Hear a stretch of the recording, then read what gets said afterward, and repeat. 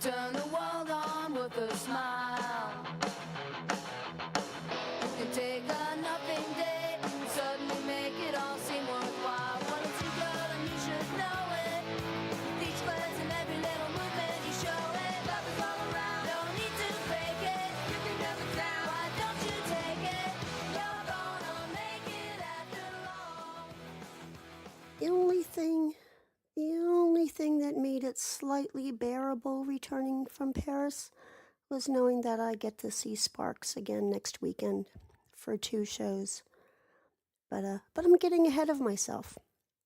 So yeah, I just came back from 2 weeks in Paris. I'm currently watching over 2,000 photos upload onto my laptop, which helps me keep track of just what the fuck I did on which day.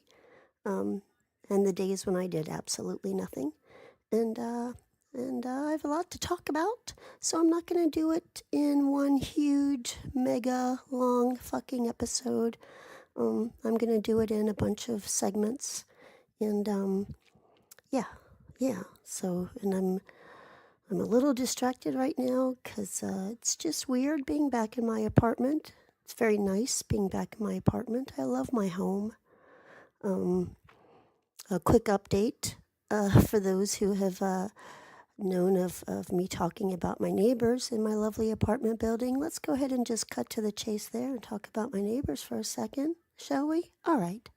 The neighbors that I noticed were dealing lots of drugs over the summer when I had to have my camera put up in the window to deal with the general bullshit of neighbors looking in my windows and taking pictures of my windows and blah blah. During that time, I saw a lot of footage of drug activity going on, which really spooked me more than anything. But you know, I took the camera out. I didn't really think anything more of it, and that guy's been evicted. That happened right before I left, and when I came back from the grocery store yesterday, I saw the groundskeepers guys actually hauling all the stuff out that the neighbor who was evicted left in his apartment. So that pretty much, because when I came back, I was like, his stuff is still on the balcony. Was he really evicted? Because I just saw those sheriff marshals, whatever, before I left, but I didn't know what had actually happened. So seeing all of their belongings hauled out and taken down to the dumpster pretty much confirmed that that the druggy creeps are gone. I don't know how it happened, why it happened. I don't really care. But yeah, I'm bouncing my fingers on the table right now. I hope it's not affecting anything. Millie is walking around the coffee table because, you know, she always gets confused when I'm talking to the air and not to her. She, of course, was alone for the past 2 weeks. Not completely alone.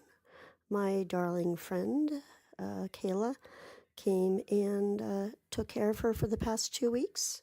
Didn't really get to see much of her because Millie, as is her way, especially when it was cold in the apartment without heat, Millie mainly was under the covers during the times of morning and evenings that Kayla came by.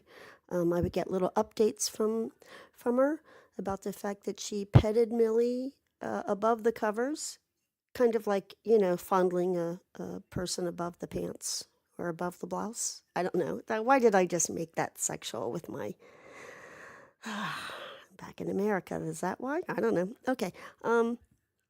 So yeah, so she got to pet Millie as a purring lump under the blankets, and then she got to look at Millie under the blankets without Millie freaking out, and then she got to pet her head, and she said, "Oh my God, your cat is so soft," and I was like, "I know, it's a shame you'll never get to rub her belly," which is like a mixture of butter and cashmere.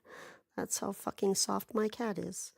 And then right at almost the end of the 2 weeks, Kayla had success in that Millie actually sniffed her nose. They made nose-to-nose contact, and Kayla was immediately in love. I should also mention that when I came back home, there was this weird picture of it's a graphic print you know, some mass-produced thing, I assume, of three white cats. One of them's getting into trouble. She just left me a cat gift because she's a cat lady, and some vanilla caramel popcorn, which I haven't tried yet. It just was this mystery treat when I came home. But again, I'm getting ahead of myself. I'm still a little loopy from the jet lag, because when I returned home on, what's today? Today is Sunday. Hi, today's Sunday. So I returned on Friday at 4:30 in the afternoon, which Paris time and my body time was 5:30, 6:30, 7:30, 8:30, 9:30, 10:30, 11:30, midnight 30, 1:30 a.m. according to my body. So I actually got home closer to like 3 a.m. according to my body, but here it was 6 p.m. or so. And all I did was order pizza and go to bed because I was fucking exhausted. And then yesterday, all I did was go to the grocery store and come home and do a whole lot more sleeping.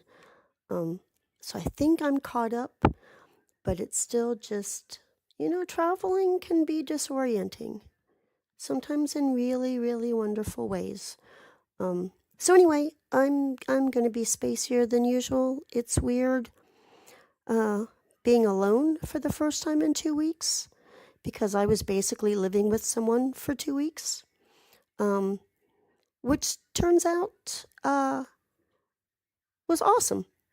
Yeah, it turns out that my inability to share a space with another human being really has to do with the quality of the human being and less to do with myself. I learned a lot on this trip, which we're going to get to eventually. Like I said, this is going to be a multi-episodic thing that hopefully I will get done before I leave on Thursday for San Francisco, because that's going to be another whole story. Yep. So let's start at the beginning. Maybe there's a better way for me to tell this story. I'm sure there's a better way to tell this story if I were the kind of person that sat down and wrote things out from beginning to end, or took notes along the way, or any of those useful things. But instead, I'm somebody that just writes a few index cards at a time and then wings it. And all I've done is written index cards for the portion that I'm going to talk about right now. I haven't written out the whole 2 weeks. Like I said, if I had, I'm sure there would be like a nice little ebb and flow, maybe a little arc, maybe a little tension, maybe a little resolution, maybe a little full circle, maybe a little callback, maybe a little tag, maybe all that kind of stuff that real writers do. But I'm not a real writer. I'm barely a real human. I take that back. I'm a fucking awesome human. You know how I know that? Fucking Paris, baby. I made French people laugh on the reg. Every single day when I came back and Jose and I were hanging out, I told him about what awesome, nice people I ran into. And he was like, oh, no, it must be you. It can't be Paris. I'm like, no, man, everybody here in Paris, like, it's great. I'm having a wonderful time. Nobody's been a dick. Nobody's been awful. No creepers. I feel so fucking safe here. I didn't have to take one, and the only time I took anti-anxiety pills was I would take one at night to help me just wind down and go to sleep at night, because I was always so excited. But in terms of going out in the world and dealing with crowds and crowds and crowds and crowds and crowds of people, oh my God, there's so many people.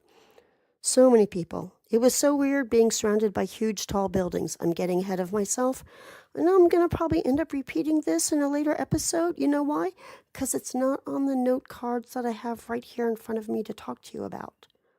So I tell you what, for both of our sakes, that's right, just me and Sanchez here, hanging out, having a talk. I'm gonna stick to the cards. And I'm gonna start off with the flight to Paris. Um, so basically, it was a hop from here to Seattle, which was easy peasy. And then in Seattle, uh, I, like I said, I was awesome in choosing my seats, choosing the seat right by the bathroom, and choosing an aisle seat so that way I could stretch out my legs and have more, just not feel as claustrophobic, not worry about who I had to crawl over to go to the bathroom on a long flight to Paris and all that kind of thing. Um, and so that was on, let's see, when did I leave? I left on Wednesday, September 27th. Does that matter? No, but I have to do things in a linear fashion. So I left on Wednesday, and you never know who you're going to get as a seatmate on a plane. It's a real crapshoot. You don't get to make these choices. You can just make the best choice of your ability by choosing an aisle seat right by the toilets. Oh, and apparently I also selected some kind of special meal thing, which meant my meals got served to me before anybody else. And they were awesome and healthy and delicious. I don't know if I chose kosher. I don't know if I chose low sodium, but I chose something which kind of made the trip there a little extra exciting for me because, like, ooh, I'm getting my food before y'all. Anyway, back to the seatmate. She was a rich lady. She was a petite lady with long flowing hair, very very fit, not an ounce of fat on her. Around 40-ish, had 3 grown children, was divorced, was on her way to Israel to meet another friend of hers that she travels with. This woman apparently lives off on an island, which I forget the name of the island around Washington. So she, mentioned that first she had that long trip just to get from the island to Seattle before getting on the plane. And she also said, "Don't worry, I won't talk your ear off." And then proceeded, we talked the entire time, which was okay, I guess. I was pretty keyed up. It's been a long time since I've spoken to somebody as rich as this woman is. How rich is she? Let's see. Her ex-husband and she owned some kind of a business, a parts manufacturing thing, which I kind of understood from working in the trucking industry. Who cares? I'm going to skip all that part. Um, but some kind of they manufactured something, and at some point their business was at risk, so they had to move their business and themselves to China to have cheap ass slave liver over the sunset. I don't know, sorry, I'll blame the jet lag. So yeah, in order to save the business, she and her husband and their 3 kids moved to China so he could open a factory there. And she's traveled the world. She told me all these other countries and exotic locations that she and her children have gone to. All of her children are like college age now, or just after college age. She kind of had them like boom, boom, boom. And, she really wanted to make sure that I understood that whenever she and the kids like traveled to some place exotic, like to China, to open a factory and pay the employees shit so that way they could keep their own business and profits going. Or maybe they went to Africa on a safari or, some other place. She always made sure that their kids saw the poor side of town. So that way her kids would realize that not everyone lives the way they do or lives the way that the people are living in the neighborhoods that they're living in do. And she made a big point of telling me that because when we were comparing life stories, my life story is a little bit different.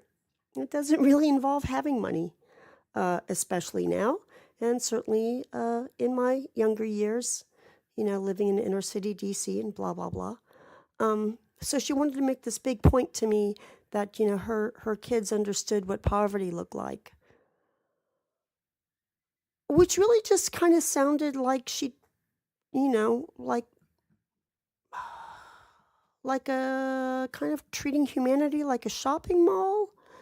Like usually when we've got money, we go shopping over here, but every now and then we go to the thrift store. That's not quite right. But more like just treating people like a human zoo. Like, look, kids, here's poverty. We don't live like this, but it's important that you know it exists. Which I guess is something. Like, she really wanted her kids to have some kind of compassion and empathy. Um, but at no time did she mention any philanthropic acts that she or her family have ever done. So, I don't think that just pointing to a bunch of people and saying this is what poverty looks like really makes you any better than somebody who just skipped along and pretended it didn't exist. Because you're really pretending it doesn't exist for 99% of the time. You just want that 1% little slap on your back to say, see, I recognize that there are other people besides me and my white, perfectly blonde children, right? Yeah. Yeah, that was my seatmate. Another fun fact about my seatmate is that she kept saying that how she didn't have a life anymore. She didn't have a life. She didn't have a life. Because she has a new baby. She's, like I said, 3 kids in their 20s, and now a new baby that's less than 2 years old. Because after she left her husband and they got divorced, and I'm gonna assume she got a really sweet alimony out of the deal because they were married for a long time, and she worked for his business that was worth millions, if not billions of dollars, and she lives on an island, and this is not her first international trip of the year. So, she's resting easy on a nice financial bed, but she knows what poverty looks like from a distance. In a locked car, probably. Roll up the windows, kids. Lock the doors. This is what the poor neighborhood looks like. I just can never escape my little classist shitisms, can I? Nope, I can't. Okay. Back in America, it already feels like it's eating me alive. Okay, back to the story. She's a new mom because when she left her ex-husband and all of that, and went on one of her first dates as a single woman, footloose and fancy-free and still very attractive and very fit, and slept with him. Bada bing, bada boom, she got pregnant. And because she's a good Catholic, she kept the baby. Which, okay, but she hates the baby daddy. I got to hear them have an argument on the plane. She left the baby with the baby daddy for the first time that the baby daddy has ever had to be responsible for the baby, so she could go off with a friend of hers. And she kind of circled back a lot to the fact that now she doesn't have a life anymore. And the whole reason why her friend suggested this trip was like, you need to get away from your baby. And I'm just like, I understand about being pro-life from a religious perspective. I get that. But I still think of it as a choice. And the problem is you didn't give that kid any choice. And that kid is going to feel your vibes of you hating its dad and feeling really inconvenienced because now that you've raised 3 kids to their 20s, you thought your life was going to start with your sweet-ass alimony, and you're starting from scratch all over again, raising a son. And it's not good for her, and it's going to be really shitty for the son, and it's going to be even worse for everybody that her son comes into contact with. So that kind of explains a little bit of my harsh vibe on my seatmate. Yeah, I know. Way to start a vacation, bringing you down. Sorry about that. So I land on Thursday because that's how it works in the time zone world. I flew during the night, and it's 9 hours ahead of time there in France. And so it was Thursday when we landed. Now, my big concerns with the whole trip, which I can't remember if I talked about before, so pardon me, pardon moi. No parlez-vous français? Je suis idiot American. Two things I was super duper concerned about was having a functional phone and getting my fucking luggage up 3 flights of a wooden spiral staircase in a building from 1913. And when I ordered one phone. It's a piece of crap. It's a disaster. I'm probably not going to get my money back. I don't want to talk about it. I hate wasting money. I can't afford to waste money. Then I got this other phone at the last minute, which was great. It's an unlocked blue phone. And then I ordered a 2 gigabyte orange card that's used in France. Gives me a French phone number, which I had to have with Jose's French phone number because of his limited phone service, blah, blah, blah. Who cares? Technology, not always our friend, not always easy, certainly never cheap. But the thing is when you're tired and jet lagged and just landing in a place and going through customs, oh my God, customs. Let me skip back to customs for a second. I'm putting the pen on top of the phone part of my index card. Okay, customs. So we get into customs at around 7:30 in the morning, Paris time, at the Charles de Gaulle airport. And we get in line, and what you've got to do is go through customs and pick up your luggage after it's been scanned and blah, blah, blah. And it's just this huge, massive line and horrible lighting. Like it felt like it was blinking fluorescent lighting only because I was so tired. And just that conversation with the rich lady who hates her baby was really intense. It just felt like I was in a blinking fluorescent lights, but it wasn't. It was just super crowded with lots of people, everybody tired and miserable. And customs wasn't actually open yet because it doesn't open until 8 a.m. in the morning. So people had been in line before me, I don't know how long. And then, of course, the line is getting bigger and bigger. And I just want to get the fuck out, figure out my phone, figure out my luggage, pee. It's just like, and of course I'm by myself, so I've got nobody to chit chat with. And I've already been like chit chatting for hours with another person. And so I'm still kind of in chit chat mode, unfortunately. And there's these 2 women in front of me in line. And I just kind of make a comment about like, oh, I hope this gets going soon or something, just like an innocuous whatever thing. And the one older woman said, don't worry, your luggage is safe, your luggage is fine, just like immediately patronizing, which was not what I was in the mood for. And I don't think anybody in that particular moment would have been in the mood for that, tired, long flight, over 9 hours. Actually, I've been traveling for 12 hours. Who cares? And I was like, yeah, I fully believe I'm getting my luggage back. I'm just, I kind of have issues with anxiety and big crowds. And so I'm just looking forward to this part of my trip being over with. And then her friend piped up and said, well, don't cause a riot. And I'm just like, you shouldn't even joke about anyone causing a riot in an airport. There are just some things you don't joke about. And you certainly don't point a finger at somebody like, And I'm like, wow, these are Americans. These are Americans. And yeah, it was like, wow, my flight and crash landing really, I'm not so into this trip so far, which thankfully I recognize is just a temporary thing. It's a normal thing. I don't spiral.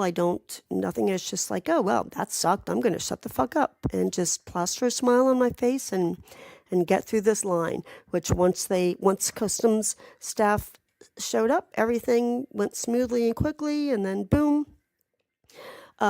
So anyway, back to my stupid phone concern. Look at me, paying attention to my notes. I was still worried about putting the SIM card in correctly because there were like 3 different sizes you could do, and I wasn't sure if I'd popped it out too small because I wasn't getting it to work. But the problem was, and the whole reason I ordered this orange card before I even got on the plane was because there wasn't a store there in the airport, and I knew I needed to have my phone available as soon as I got to the airport because I had to make connection with this luggage delivery service that I was going to use, and I needed to get in touch with Jose right away. So I had to have my phone, like that was my top priority before anything else was going to be able to happen on my trip. And so I'm coming up from customs, looking for the exits and trying to turn on the phone, and it's not working, and I'm like, okay, let me just go to the bathroom, calm down, and then I'll try the phone again. I know. When did I become Little Miss Maturity here? Ooh la la. And as I'm walking to try to find where the bathrooms are, right there in front of me is a pop-up orange booth. They have just opened a location there like just a week ago in the airport, which was after the last time I had looked. And so lo and behold, I bring my phone. I have all the original plastic card that I had popped the SIM out from, and there was staff right there to help. And he pulled out the plastic thing, and sure enough, I had broken off the SIM too tiny, and it needed this other piece to it that he was able to make work perfectly. Stuff that I just would not have been. I would have been too tired, too stressed, and too fat-thumbed to figure out on my own. And here was this tiny little man making everything perfect for me at no charge because I'd already bought the card in the service, and boom, done. And I'm like, you have no idea how much better you have made my life. Like instantly, everything, just huge weight off my shoulders. And I was like, all right, things are moving in the right direction. Things are moving in the right direction. Something has gone well. I have more confidence now. I'm going to keep building on that. Awesome. So, oops.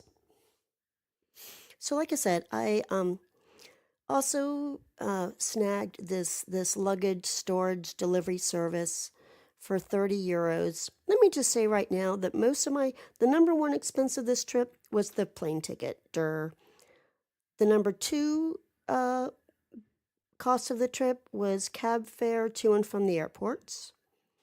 And then the other thing was the amount of money that I spent on 5-day public transportation passes, which is like more than I spend on a month here in Portland because I get my discount poverty disability rate, which of course they don't have that in Paris for a tourist because if I'm a tourist, obviously I've got money. And that was my other big expense, plus the phone and the SIM card.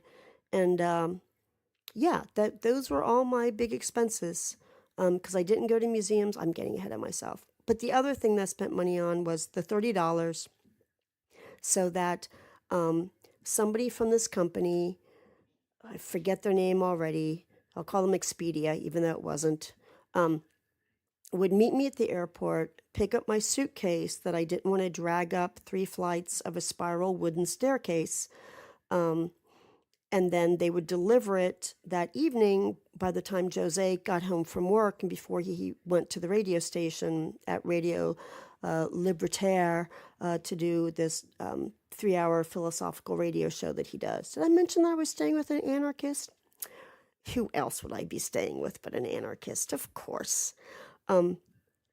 So while I was in the customs line, I was worried I had no idea how long it was going to take. So I sent a message to the luggage service that I would contact them as soon as I was done, just in case I was running late. I didn't want them to think that I wasn't in need of their service, whatever. I was doing like the normal point of contact thing. So that was all via email with this new phone that I was trying to learn where the buttons are completely different from mine. And it's like, I'm tired. crowds, blah, blah. So then that's all good. And then I get an instant message from them that the woman who's going to meet me, we'll call her Nevia, I think I've got that right, was going to meet me in front of this very specific place, which was exactly what was in the email instructions. So I'm at that very specific place and I'm waiting and I'm waiting and I'm waiting and I don't see anybody. And so I'm emailing the company, I'm responding via text to the company. And in the meantime, now the company has told me she is right there at that very moment. 15 minutes go by, she's not there. I get a message from her saying that she's running late, she's on her way. And I'm like, okay, this is shady. And then she tells me to meet her at a different place than was in the email and that was in the automated message. And so then it just becomes this whole clusterfuck of me emailing the company in real time, back and forth, and texting the company back and forth, and her back and forth about where the fuck is anybody, because I'm being where I was told to be, and no one is there. And first she says she's there, and then she says she's still on the metro running late, and then she tells me she's at Relay, so I haul my ass to Relay with everything. I don't see her there. So then I go back to it goes on like this for about half an hour. And none of it feels good. And I'm just like, what the fuck? And then she finally shows up to the original place. And I can tell she's getting impatient in text with like, where are you? And I'm like, well, I just went to Relay and you weren't there. So now I'm back to where I was. And originally, everybody told me that you were there half an hour ago. And then 15 minutes later, I hear from you that you're on the train. And so now I don't know what's going on. It feels like I'm being lied to and I'm supposed to give you my luggage. And then she got really mad because she hates liars, as do I. And so she hated being accused of being a liar, as I would. And keep in mind, this girl's like maybe 21, 22 years old, has a bit of an attitude, and we're trying to do all of this in French and English, and I'm even trying to show her on the phone, look, here's what your company told me versus what you told me, and here's what you told me. It would just, if I had not been jet lagged, if I had peed already, I would have been a better person. But it was like the final straw. Just when I thought it was smooth sailing, it became a clusterfuck. And then I just said, I don't know what to do. I'm stuck. And she's like, well, it's up to you. Do you want me to take your luggage or not? And I said something about the lying thing, and she smiled. This whole thing about like how much she hates liars. And so that sounds weird, but that's when I realized, okay, I can trust this person. It's hard. I'm not explaining it very well. And I'm sure I didn't explain it very well to her either. But that's the thing. We actually worked through it. It was kind of awesome. Like we got huffy. We got confrontational. We got very direct and very blunt. And then something in her body language and her facial expression, I picked up on, oh, I can actually trust this person. And I explained that to her, and we ended up hugging goodbye because that's what Americans do. That's what this one does. And doing the whole like fake air kiss on the cheeks goodbye because that's what the French do. And I handed off my luggage and really hoped that I hadn't made a mistake, but felt I hadn't, and found a cab and got my ass to Jose's place. Now, I'm about to sound like a really ungrateful cunt, and I apologize. And I'm going to sound super judgy, and I apologize. It's just different strokes for different folks. My apartment is goofy. It's got kitsch stuff. It's got a little bit of clutter now and then, but I keep things really orderly. because I have to, because my brain is so scattershot all over the place that as much order and consistency and predictability that I can have, the more I have that, the better it is for me, and it helps me deal with times when I don't have that. But I'm super sensitive to my living space. So I get to Jose's apartment and I walk up the 3 wooden flights of stairs and I notice it's a beautiful old building, which, like I said, I later found out was built in 1913. And it has its age, and in its age, and the way the windows open, and the fact that the stairs are wooden, I can tell there's mold. And mold is not necessarily the friend of somebody who's had 2 sinus surgeries and asthma. It's just not. But the thing is, my body wasn't reacting to it. It was just like, oh, I bet this is moldy, because how could it not be? And I just quickly reminded myself, you've got your booster inhaler, you've got prednisone, you've got antibiotics, you've got a backup plan. You knew that this was a possibility, and you prepared with a backup plan. So I was like, cool. So I get all the way up the stairs, and I'm huffing and puffing a little bit, and I'm reminding myself maybe I shouldn't have smoked pot right up until leaving for my trip. Maybe that would have been better for my lungs. And the keys worked just fine, and I let myself into Jose's apartment, which I had seen once before back when I visited in 2012, and it was very, very orderly, and he was kind of starting his life anew, and all that. And so 5 years on, I walk in, and it's how a punk rock guy has been living on his own for 5 years. It's complete chaos. It's boxes, empty boxes of stuff, because it sucks. He doesn't have any closets. I mean, he's like, let me be clear. He's not like some slob pig from hell. Like, I could tell he like cleaned in terms of like using cleanser and stuff, and like cleaned the kitchen really well and cleaned the bathroom really well, and like did laundry and like made all these special efforts for me. So let me be clear about that. He really made efforts for me.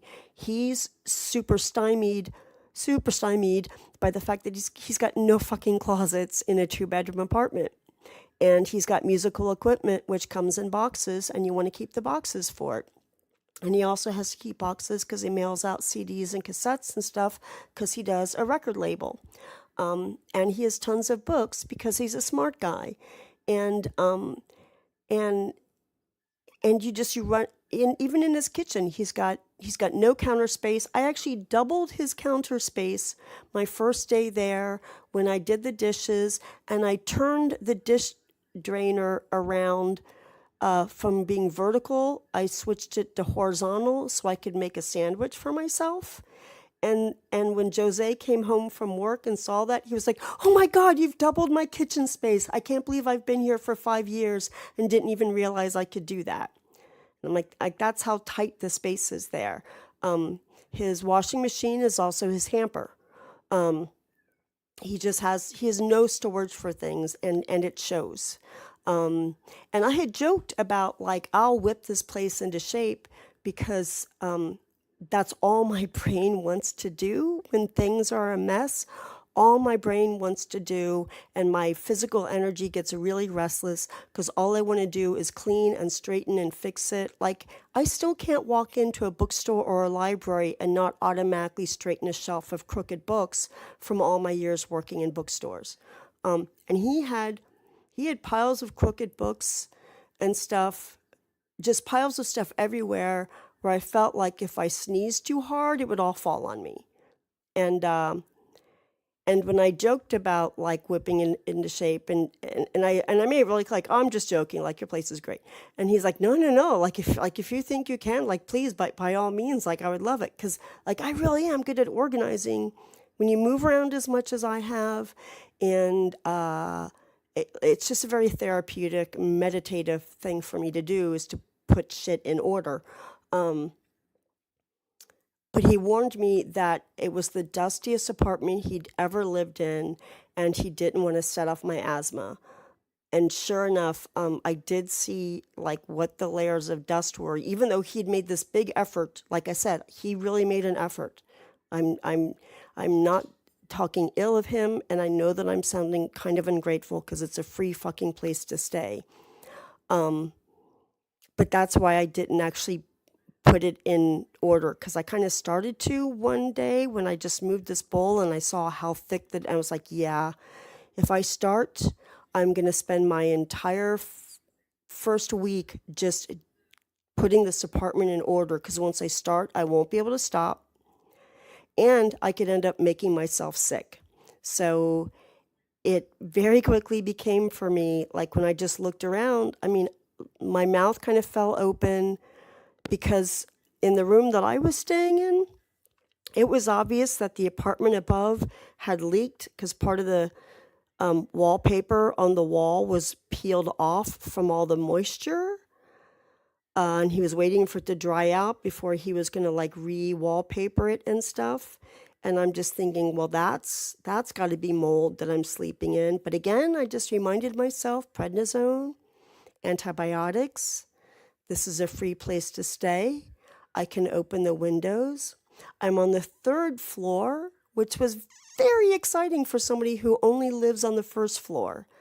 I was on the 3rd floor, just looking at beautiful rooftops, a view of a chimney covered it with moss, this graffiti on the side of a building that said "Police Amour," which means love the police. Yeah, it was not.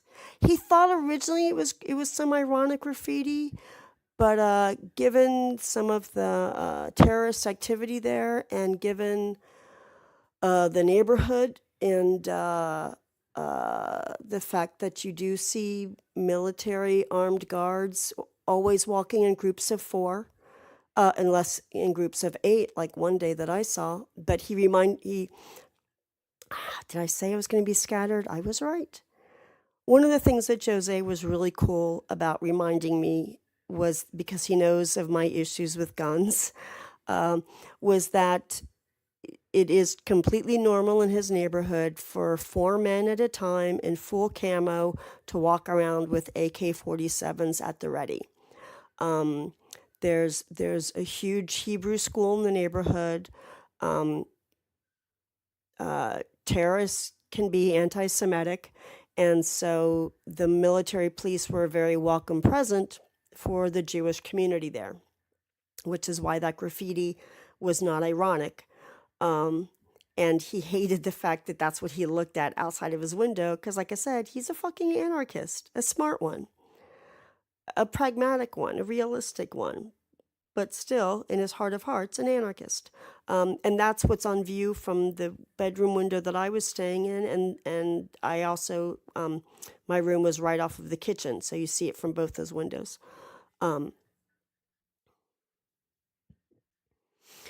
And I forgot to mention, the place smelled like an open sewer when I walked in, which at first I thought was mold. But again, my sinuses weren't freaking out. Like normally, I'll have an immediate physical reaction in terms of my face just gets immediately clogged, and I'll start wheezing. My breathing will become more labored. And then I saw on my bed, which was also a sofa because it folds out, there was a note there that Jose had left for me, with a little care package, a little welcoming gift. He got the bread and peanut butter and the small fan that I had asked for because he's a fucking champ. And he'd also gotten some coconut cookies for me or something, which sadly I do not like coconut, but still very thoughtful, very, very thoughtful. And he has a button making machine, like you wear like a cool button of your favorite band, or maybe of Tina from Bob's Burgers saying "I can smell fear on you," or Jean just saying the word fart, any kind of button that you might choose to make. And he had made a button for me that was based on a Henry Rollins tattoo that the Canadian band No Means No co-opted. Because on the Henry Rollins tattoo of the big sunburst on his back, above that sun, Henry has tattooed Search and Destroy. And the No Means No button version that Jose made, which was a T-shirt at one time by No Means No, is the same starburst thing, logo, whatever, and it says "Stay home and read a book." No Means No, because Jose knows that I'm really into book clubs, and Jose's awesome. And in his little note, he welcoming me to Les Lilas, the neighborhood that he lives in. He had a checklist of things to remember to do whenever I left, which is like make sure all the windows are closed, make sure all the heaters are turned off, and make sure that the plugs are in their stoppers, or also to make the apartment stink, and to make sure and help him remember to do this too, haha, like a little joke thing. And then I went into the bathroom and saw that the plug was not in the drain, and I'm like, aha, that is the sewer smell. And I plugged it up, opened the windows, everything was fine. I just, kind of took a deep breath and said, okay, this is where I'm going to be the next 2 weeks. It doesn't matter that it's chaos. It doesn't matter that this is going to be hard for me to handle. What matters is that I'm in Paris, fucking France for 2 fucking weeks with a free place to stay with a super awesome friend, and I get to see Sparks this weekend. So pull out the sofa bed. Jose said to make myself at home. He's like, you can open any drawers, you can go through anything. I mean, my God, somebody mails you their home keys from France to America, somebody he's only spent a few hours with, just opening up his home. How can you not love that? How can you not? Like I said, it still weighed on me in ways that it maybe might not weigh on a non-mental person, but then again, it might weigh even worse on other people. I don't fucking know. But it's like, okay, just know that this is how the place looks. Don't imagine how don't fixate on rearranging it or any of that, because then I knew I wouldn't look at my maps, and which I had to fixate on that stuff. So I just stretched out. I knew I wouldn't be able to fall asleep because I would be worried about missing the luggage people texting me. Jose came home. The luggage people showed up 5 minutes later. Jose and I went downstairs, and Jose was like, oh, your luggage, it's so light. And he like sprinted up the stairs like a man who's used to sprinting up and down his spiral staircase for the past 5 years. He's completely fit. I'm completely not.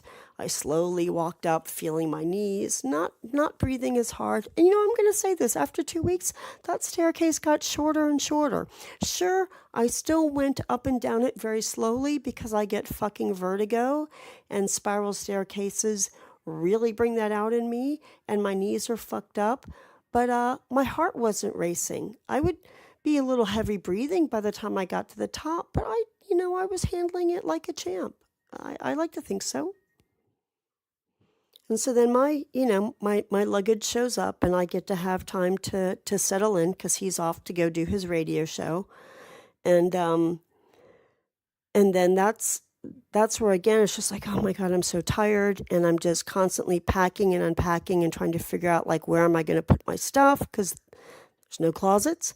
Well, there is one closet, which is basically just a big pile of his clothes from floor to ceiling. There's a little hanger space, but, he's got his own way of doing things, which drives him nuts. He was so open and honest about, like he's overwhelmed and frustrated by it. I think he really would have liked it if I could have somehow managed to whip his apartment into shape without it taking me over.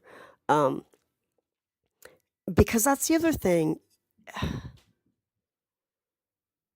It's so rare that I'm so comfortable with somebody so quickly, especially a guy.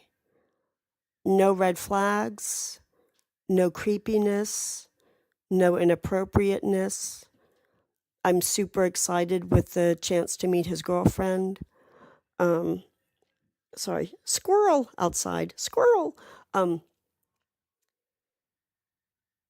It just I never have I felt so in sync with someone right away, even with the language difference, the age difference. He's like 9 years younger than me. Um, it felt like family. It felt like family. It felt like family is supposed to feel, not how it has felt. Um, so so anyway, I was like unpacking, packing, figuring out where how to do my shits. He had three little hooks or big giant hooks in the hallway where he hung his coats, and so I asked if I could use the third one, and so I could just like hang all my dresses from there, just have them all draped down, and then made my space. And that's the thing that kind of drove me nuts for a few days, packing and unpacking and figuring out how to set up my space and all of that, because that's just me. And it kind of reminded me of like how every time I move, I never know where anything is for about 6 months, and that drives me bonkers, which is why I'm so orderly in my apartment, blah blah. So yeah, that was that. I slept while he did his radio show. Um, and oh yeah, I also find out a couple of things. The first one is that um, the second weekend that I'm there, so from Friday, October 6th through through Monday morning, really. He was going to take the train back Monday morning, October 9th. He was going to go to another part of France where his girlfriend lives to go visit her for the long weekend, which was cool. They hadn't seen each other in over a month, and it was good for each of us to also be able to have time apart.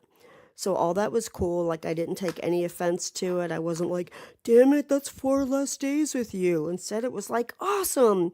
You get to see your girlfriend, and hopefully she's going to come out here the following weekend before I leave, and you'll be super happy getting to spend time with her. It'll be nice for me to kind of have this place to myself, just in terms of like how I am, and that way we're not on each other's nerves. Like, I will never be able to put into words how easy it was to hang out with Jose. I will never be able to explain that. But then the other thing was that he wasn't going to be able to go with me to the Sparks show. Now, let me back up a second. Okay, so I landed on Thursday.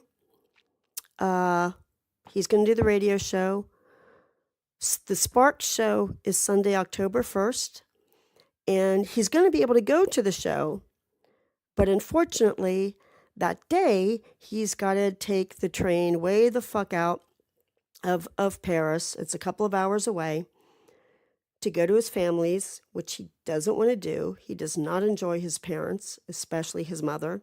His dad a bit more, but not his mom so much. And because it's his mother's birthday, or it's something to do with his mom. I think it's his mom's birthday month or something, but it's also his niece's birthday. And so he's got to, be there with his sister and brother-in-law and his other brother. It's going to be this whole big family day, which is not his ideal way to spend a day. He has only marginally more of a relationship with his family than I do with mine. But what this meant was he was entirely on their time.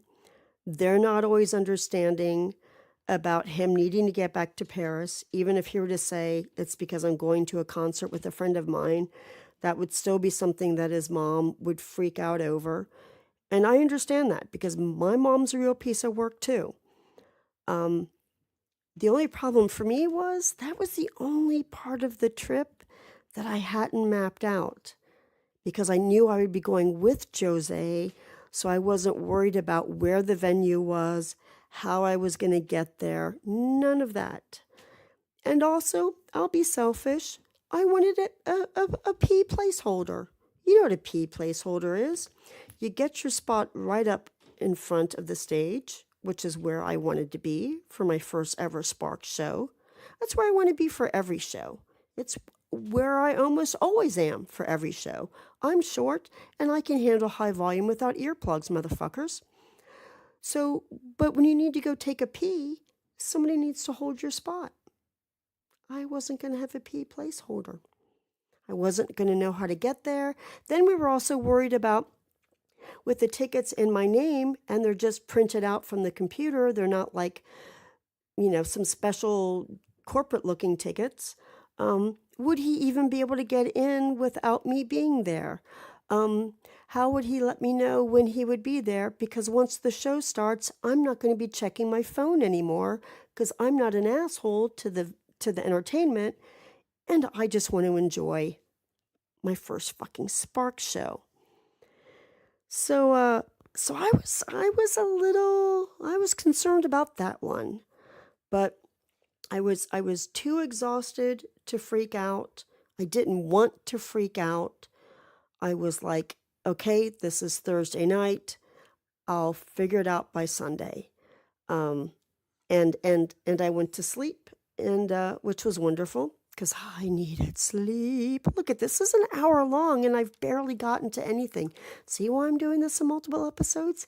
Should I even be? I don't know. Okay. So that was Thursday. Friday, I explored Les Lilas, which is spelled L-E-S space L-I-L-A-S, if you want to Google it. And I ended up walking 10 miles, which is more than the circumference, I think, truly, of Les Lilas, because I walked all the way down to Belleville, because I was trying to find a Monoprix, which is the grocery store there. I didn't realize that a Franprix would have done just as well. Mono just has more household items. I had passed Franprix after Franprix, and I'm trying to navigate with Google Maps on this new fucking phone that I don't know how to use because the buttons are different. And I'm also super concerned about using the data plan because I didn't know, is the 2 gigabytes Wi-Fi and cell combined or just cell?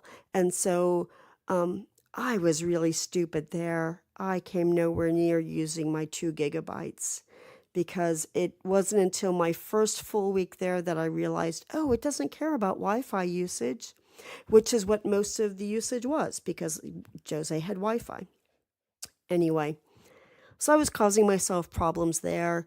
I got lost trying to find my way back to Jose's and just kind of kept circling the same area for a while that one tends to do. Because the fun thing about French streets is you're walking up one block and it's called La Rochelle.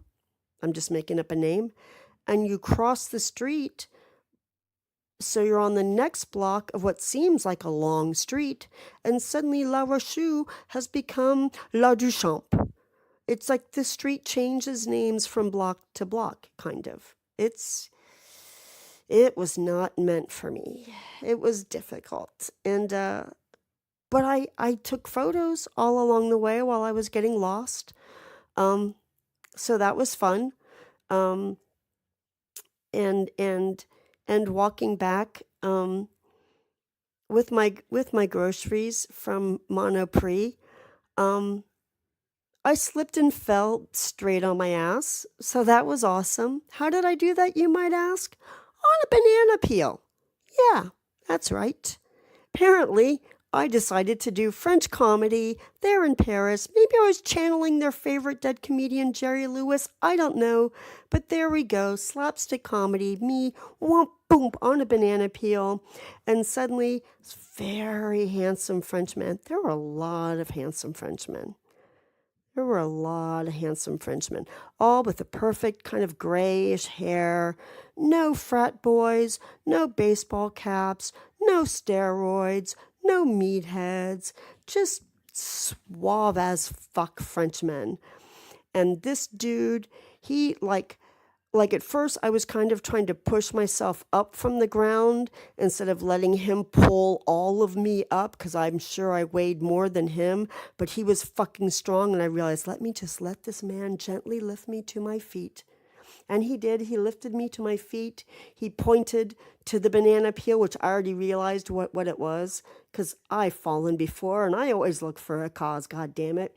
And so he pointed like that was the devil that got me. And I was like, thank you, bonsoir. And off he goes. I walked the rest of the way home thinking, okay, well, I've learned my first lesson. Calm the fuck down using your phone. You're going to get lost. It's going to be okay. Just take a deep breath. And, oh, look where the fuck you're walking.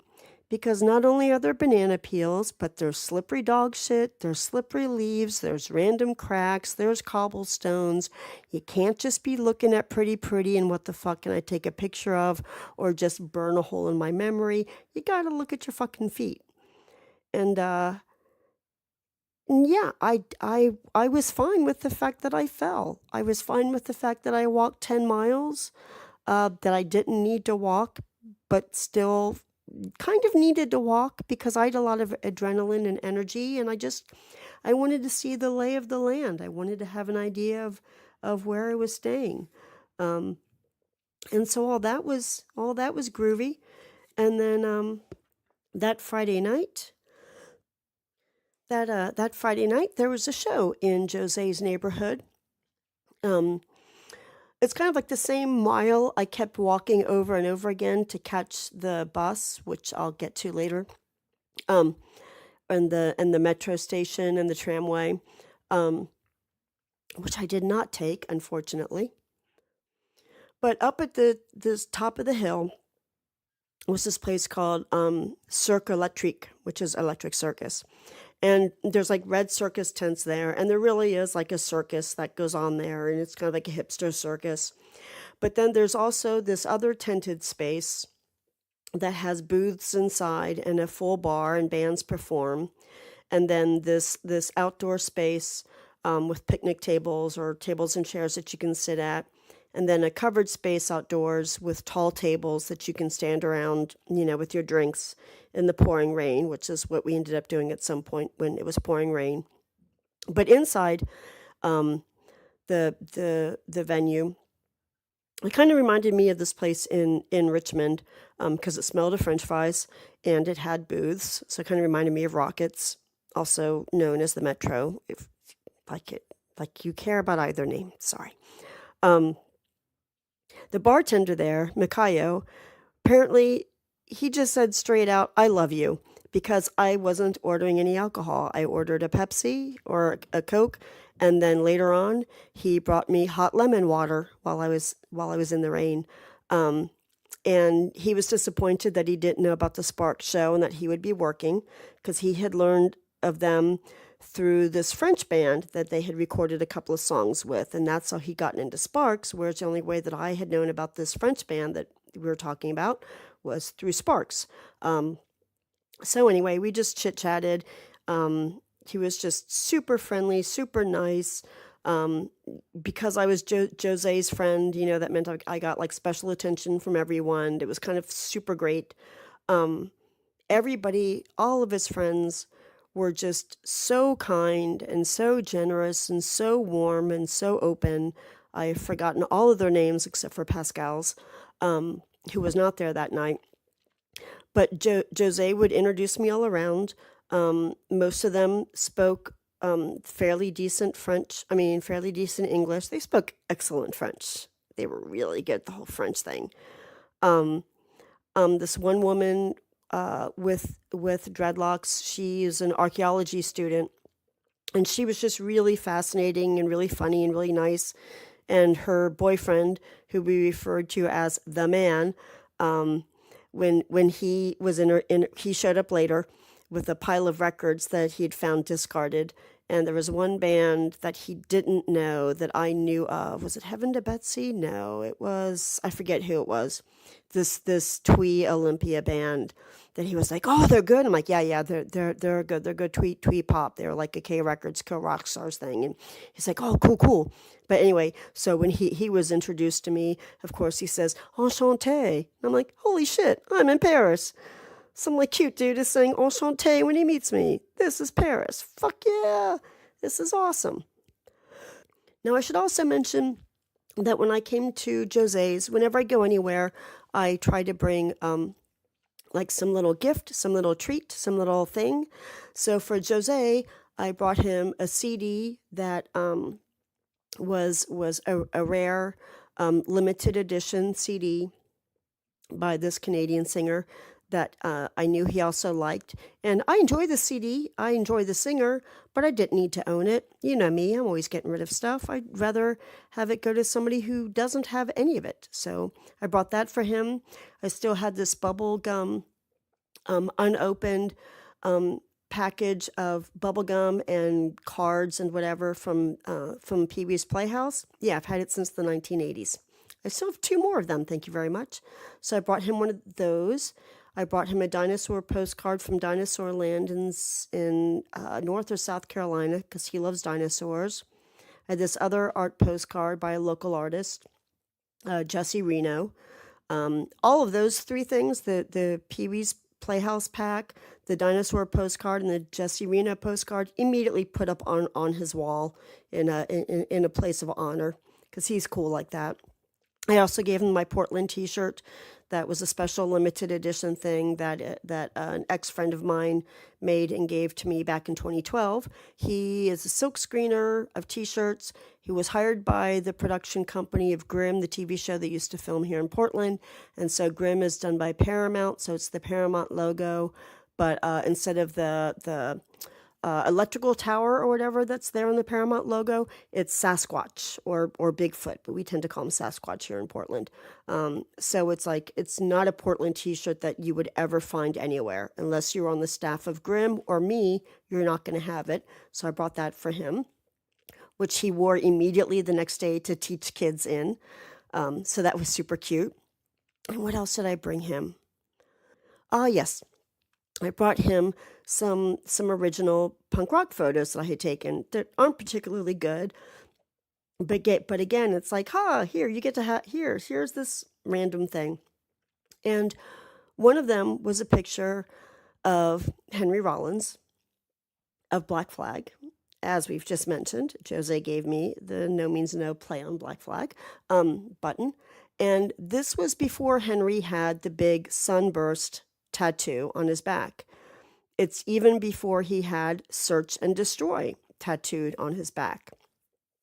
But what you do see in this picture, because it's just Henry with his first time with long hair, because it's the very first time he toured with Black Flag, when he had just joined the band, had left Washington, D.C., and changed his name from Henry Garfield to Henry Rollins.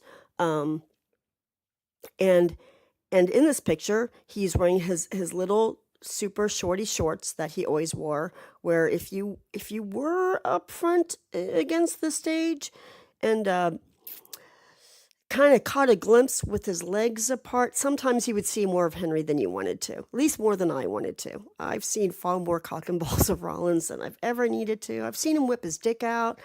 Done with this. Okay. But so this is a picture of Henry in his little shorty shorts, no shirt. His back is to me, which was exactly how I wanted the picture, because on his back, written in huge black magic permanent marker, non-sweating permanent ink marker, it says, there's a big heart that says time after time. And then across the top, it says, Henry loves Cindy. In case you don't know what I'm talking about, Cyndi Lauper had a song called Time After Time. Henry had already started getting tattoos by this point, but they were so far just on his arms. And so we thought it was funny to draw a tattoo on his back because he was willing to go along with that, because believe it or not, Henry had a sense of humor. Henry was always the funnier one of the 2 godfathers of the DC scene, Henry and Ian. I know no one cares about this, but it's relevant to the story, kind of. So it's this. He's got this on his back, like as if it's a tattoo. His love and dedication to Cyndi Lauper. And Jose is like, "What the fuck is this?" And so I tell him the story behind it, and I tell him the rest of the story, which is standing in the crowd. Um, these two meatheads from the suburbs, dudes not of the scene. So of course I was super judgy, especially at the time. I'm still super judgy. Um, they were talking to themselves like what the fuck is, like, what's that on Henry's back? Time after time? Henry loves Cindy? What? And I just said, "Oh yeah, Henry's a big Cyndi Lauper fan, and yeah, whenever she puts out a new song, he gets the old title lasered off, and he gets the new song title of her newest single tattooed on his back." Which is so preposterous. How could anybody take that seriously? But I guess if you say it in a serious tone of voice and you look like a badass punk rock girl who knows what the fuck she's talking about and she's carrying a camera, you believe her. And they did. They believed me. They said, "Huh, wow, I never would have guessed Henry was a Cyndi fan." And my response internally in my head, and that I expressed to Jose, was, "Yep, punk is dead."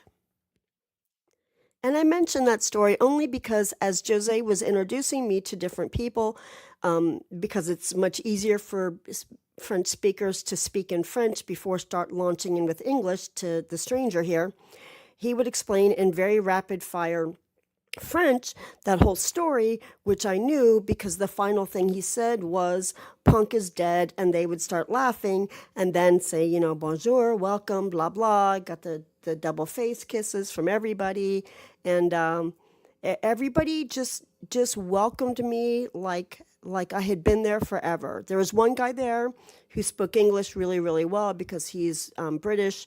But now that he's lost his job and is becoming an alcoholic, and is living with his mom, she's moved back to Paris, so that's why he's there.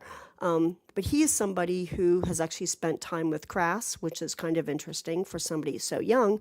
So he was somebody that spoke a lot of English with me, back and forth, and we would talk politics and all this kind of stuff.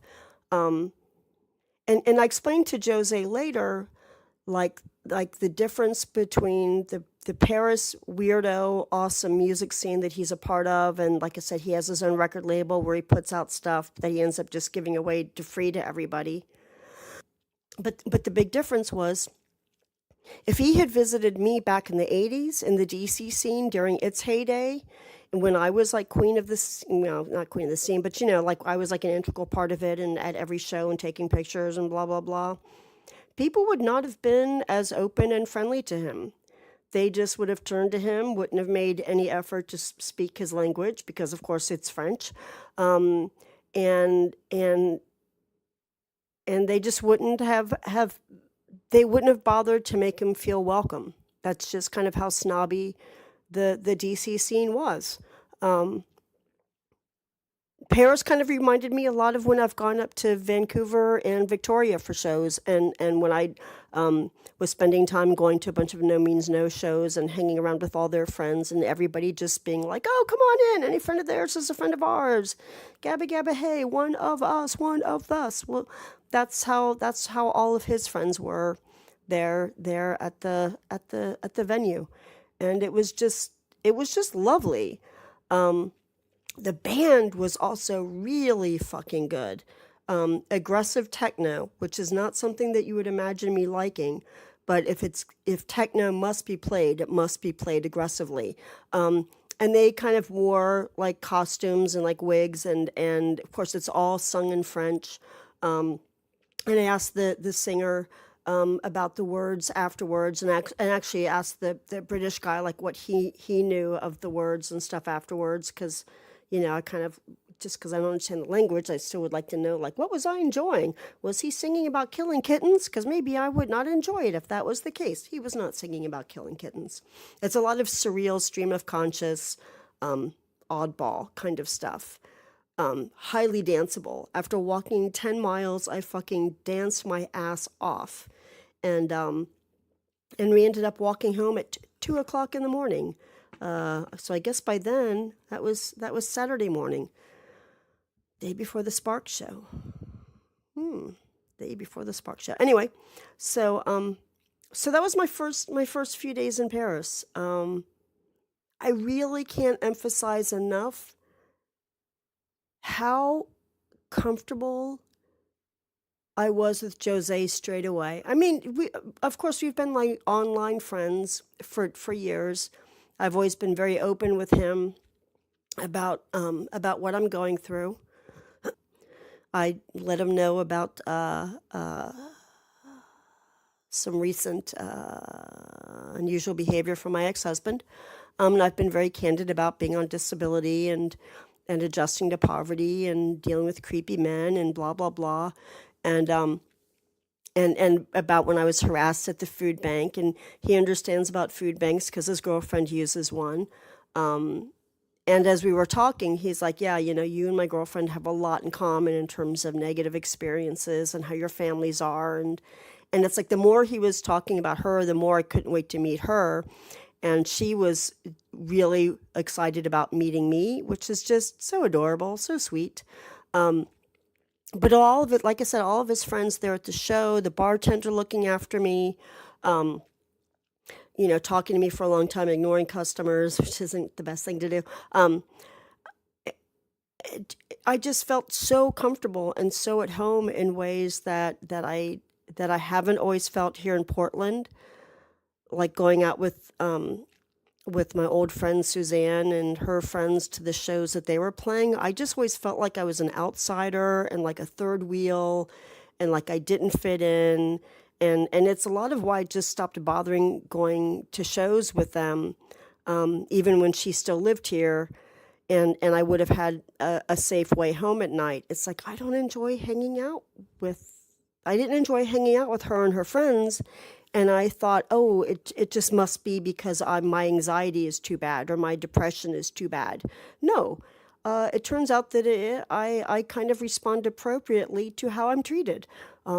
If I'm treated warmly and welcomed and openly, and people are laughing at my jokes and we're having fun stammering over each other's language and miscommunication or looking for the right word, or we're talking about socio and political differences, which Jose apparently doesn't get to have many political conversations with people. He kept saying over and over again when I would apologize for like us just like talking for hours at his apartment. He's like, no, I need this. The only other time I get this is when I'm talking to Pascal, who I met at another show, and I'll get to Pascal later, or when he's talking to his girlfriend, Ben. Yes, his girlfriend's name is Ben.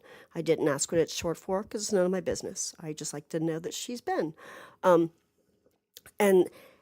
And so, yeah, it's and I'm going to get back to that later, that it's not just me. It really, it's making me look at my quote unquote mental illness a lot differently. It's making me look at my quote unquote disability a lot differently. I'm not denying any of those things, but I'm realizing how much of it absolutely has to do with the circumstance and experience that I'm in, and so little to do with my brain chemistry, which is again why I'm not on meds. I didn't smoke pot for 2 weeks either, and didn't miss it at all. Jose offered to get it for me when I mentioned like, oh, this would be fun. Like I'm gonna be like not smoking pot for 2 weeks, which is really good. He's like, oh, well, if you'd like me to get some, just let me know anytime. And I was like, no. I actually really like the fact that I'm not going to. I've taken breaks from it before. It'll certainly make my stamina and getting up and down these stairs a lot easier. And I don't need to be messing up my lungs when I'm tired and like, nope, don't need it. Don't need booze, don't need weed. And yeah, like I said, I didn't take any anti-anxiety drugs at all during the daytimes, because I felt so fucking safe there. But I'll get to that later. So that's where I'm going to stop right now. Okay, look, I'm not pretending that this is going to be an exciting travel log. It's mainly going to be just me dumping out information. Some of it, the most candid of which I'm probably only going to share with Sanchez separately, because yeah, I do sometimes literally only send little things to her. I know. You don't care. She's the only one listening to this anyway. It's lovely being back in my apartment and all my girliness and my order, my version of order. But goddamn, I'm not happy about being back in America. I'll be honest with you. I mean, I've been honest all this time, but I'll level with you. I'll level with you. I'm not happy with being back in America. Maybe that's the more appropriate phrase. I'll level with you. Ugh. Fucking level this entire goddamn country as far as I'm concerned. Oops, sorry. Jumping ahead. Okay, bye.